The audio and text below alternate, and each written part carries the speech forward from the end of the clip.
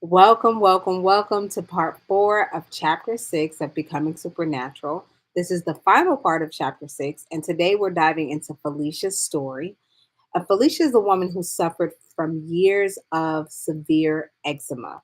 And if you don't know what that is, it's a nasty little skin condition. I lived with it. I was actually born with this condition and for many years suffered from the agonizing embarrassment of being a child with eczema all over my skin in unexpected ways at unexpected times. And it was just miserable. So I totally identify with her. But this wasn't just surface level skin condition. Felicia's healing journey was deeply emotional. Again, I can relate. She was dealing with the shame of being seen, the trauma of being misunderstood, and the internal pressure to look okay even when her body was crying out. She started to understand that her healing wasn't about controlling her skin, it was about calming the signal underneath it. The moment she began feeling worthy of healing, regardless of what the mirror reflected, her body started responding. Let's get into Felicia's story because I can identify with it. Although I didn't process like she did, I was able to overcome mine more so before I became a teenager or around that time. But let's see what she did. Felicia had intermittently suffered from eczema, a skin infection, since she was 3 months old. The short-term relief provided by a strict diet and a regimen of medications, creams, steroids, antihistamines, antifungals, antibiotics, and so on, never seemed to keep the condition at bay for long. And I'm sorry, I want to say she had eczema and skin infections. They are not the same. In 2016, as a 34-year-old medical doctor in the United Kingdom, Felicia found herself becoming increasingly frustrated by the limitations of her profession. After a decade of clinical practice, where she's seen more than 70,000 patients, she began to recognize a similar sense of frustration and disconnection emerging from her patients as well. While seeking more satisfying science based solutions, she came across my work. Intrigued by possibility and hungry for alternative evidence based ideas and solutions, Felicia signed up for a weekend workshop. The event was life changing, she said. It gave me the tools to reevaluate and update my previous limited beliefs about myself, as well as what our bodies are truly capable of. The breathing technique was particularly intriguing to her. I must confess, she says, that I remained a little skeptical and held back, not allowing myself to truly surrender to the process.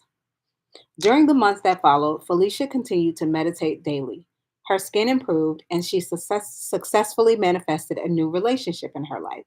Feeling inspired, she sought new ways to pivot within her medical practice to adopt a more holistic approach. But to her great disappointment, all the United Kingdom medical indemnity bodies refused to ensure any non conventional approaches.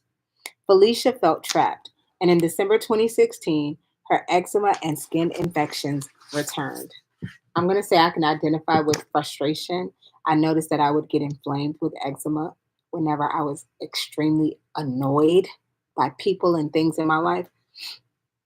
Even so, she continued meditating and even signed up for an advanced workshop, creating her mind movie in preparation, which is a powerful tool for manifesting various things you want, which you will read about in a later chapter. I've made a mind movie. I've made several of them. I've made them from other people in my life, the people that I love.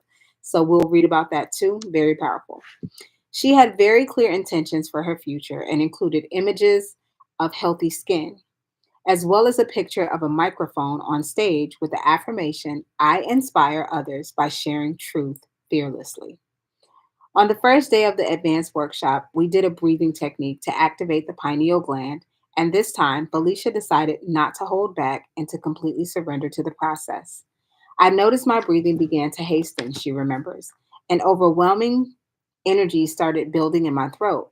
This intensified until my throat felt as if it was going to close up. Fearful, I pulled my body out of this position and returned back to my old state of being for the remainder of the meditation. I think it's interesting that she wanted to be able to communicate her truth, and the very place that she felt the energy building during meditation was in her throat. Keep that in mind as you might be going through your journey, where your energy might be stuck and the things you might be wanting to change. The following day, for the last meditation, Felicia was being fitted with the brain mapping equipment. She considered what an amazing opportunity it was to experience this new level of information. Feeling trapped in a profession that preaches limitation, and yes, we know the medical field is all about limitations. They just want to medicate you. There are no solutions really. They want to medicate you and they want to give you surgeries. And this is no shot at anybody. It's just a lack of evolution, I think, a stunting of growth. And Felicia felt this, and I feel this because I work in the healthcare field and I feel it. Anyways, it says, blah, blah, blah, blah. She considered what, okay, hold on. Feeling trapped in a profession that preaches limitation, she had the thought, what if I could demonstrate to the skeptic as well as to believers how unlimited we all really are? With this thought, she wanted to use this breath to connect to the unified field with an elevated emotion of pure freedom and liberation, no matter what happened. When the meditation began, she opened up to the possibility and to the unknown. She quickly noticed that her breathing started to change and the overwhelming energy began to build in her throat. Each time the sensations intensified, instead of allowing them to overcome her as she had done the previous day, she stayed with the process. She returned her body to the present moment, ignoring the distraction, and placed all her energy and awareness on connecting to the field, to truth, and to love. Her body was persistently defiant, but after repeatedly overcoming her internal struggles, her body eventually surrendered. What I experienced on the other side was an exhilarating explosion of energy in my brain and an instantaneous connection with a loving consciousness within and all around me, she says.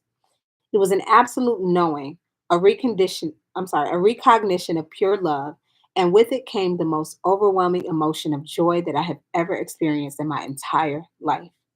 It was like coming home. I just experienced this deep oneness. All the while, I remained completely aware of all my external senses. I could hear the scientists behind me saying, seizure. We had some new members on our team of neuroscientists, and they had never seen that kind of energy in the brain before. As a medical doctor, Felicia might normally have been concerned at that somewhat alarming statement, but she understood that in that moment she was experiencing absolute truth and freedom for the very first time. For a few hours following her meditation, she felt somewhat dazed, but physically lighter than before. If you review the brain scans in graphics 7A, 7C, you can see Felicia's brain showing the classic changes that we witness when there's a high energy in the brain. She starts in normal beta brainwaves and then transitions into high beta brainwaves before she hits a high energy gamma state. The energy in gamma brainwaves is 190 standard deviations above normal. The area surrounding the brain the area surrounding the pineal gland, as well as part of the brain that processes strong emotion, is highly activated. During the next few days, Felicia began to experience a sense of fearlessness and playfulness emerging from within her. She also experienced a string of synchronicities, including manifesting the scene from her mind movie where she was speaking into the microphone on stage. In fact, without knowing that scene had been in her mind movie, I pulled her on stage to share her experience. It was only once she returned home that she noticed her eczema was no longer bothering her. I looked at my skin, and all the rashes that had been there just a few days prior had completely resolved, she reported. Look at graphic 7D in the color insert. The first pictures were taken before the event, and the second pictures were taken the next day after the event. Her eczema is gone. I'm actually going to show you that.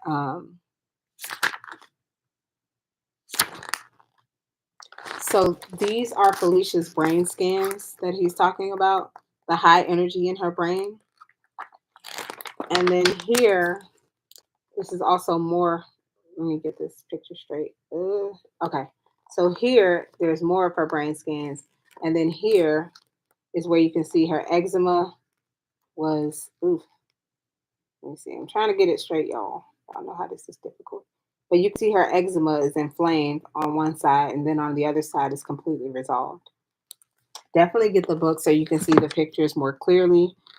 Um, and I actually found Felicia's testimonial in on Dr. Joe's YouTube channel. So you can also witness if you type in stories of transformation and eczema, you'll find her story. So it says, to this day, Felicia takes no further medication and her skin is clear. Her life continues to unfold in new, exciting, and surprising ways. She says, I'm so grateful for the realization that we are all unlimited, she told me. Mark my words, if a once jaded, intensely analytical doctor can do it, absolutely anyone can. So that concludes chapter 6. And Felicia's story reminds us that healing isn't just physical, it's emotional, spiritual, and deeply energetic. It's about choosing to believe that you are whole even when the symptoms say otherwise. Homegirl manifested a whole boyfriend. I know y'all heard that part, that she got a new relationship. So shout out to Felicia for feeling whole and complete in spite of. She said, and that kind of belief takes courage. When Felicia stopped rejecting her reflection and started embracing her power instead, the field mirrored it back. Her body healed not because she chased perfection, but because she stopped rejecting herself. If you ever looked in the mirror and doubted your worth, this story is your reminder.